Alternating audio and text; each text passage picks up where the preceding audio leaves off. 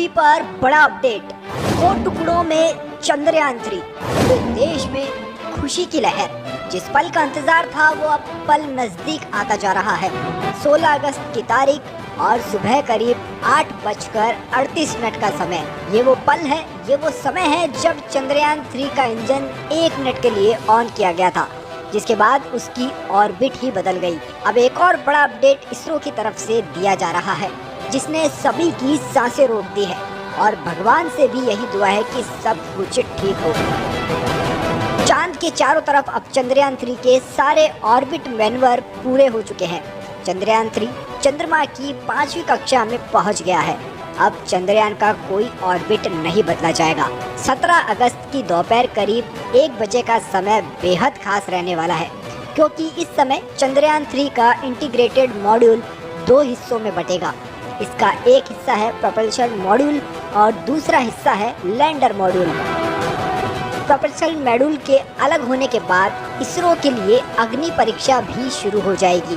Propulsion module और lander module अलग होने के बाद में 100 किलोमीटर ऑर्बिट में थोड़ी दूरी के साथ में घूमना शुरू कर देंगे, ताकि एक दूसरे से टकराए नहीं।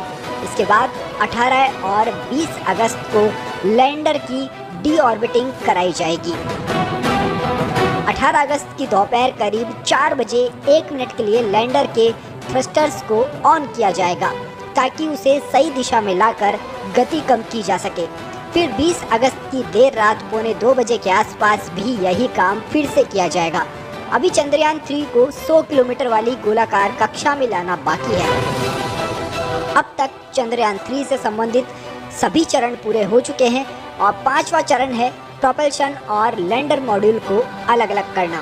फिर 23 तारीख की शाम 5:45 बजे लैंडिंग कराई जा सकती है। ये 8वां चरण होगा, जो कि बहुत ही महत्वपूर्ण रहने वाला है।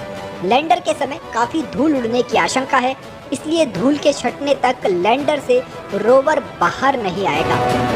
इसके बाद 9वें चरण में रोवर लैंडर के पेट यानी उससे बाहर निकलेगा। बाहर निकलने के बाद रोवर प्रज्ञान लगातार लैंडर के आसपास के इलाके की जांच करेगा। जांच के बाद वो लगातार अपना डेटा विक्रम लैंडर को भेजेगा। लैंडर अपनी जानकारी को चांद की सतह से 100 किलोमीटर ऊंचाई पर घूम रहे प्रोपल्शन मॉड्यूल को देगा। यहाँ से डेटा बेंगलुरु स्थित इंडियन डीप स्पेस नेटवर्क को मिलेगा। मजेदार बात यह है कि चंद्रयान 3 जब चांद की सतह पर चलेगा, तब उसके पहियों में बनाए गए खास खांचों से जमीन पर राष्ट्रीय चिन्ह और इसरो का लोगो बनता रहेगा। चंद्रयान 3 से चंद्रमा का निर्माण और विकास जिस तरह से हुआ है, उसे समझने से पृथ्वी सहित सौर मंडल के इतिहास को समझने में मदद मिलेगी। चंद्रमा सबसे निकटतम खगोलीय पिंड है। इस पर अंतरिक्ष खोज का प्रयास लगातार किया जाता रहा है।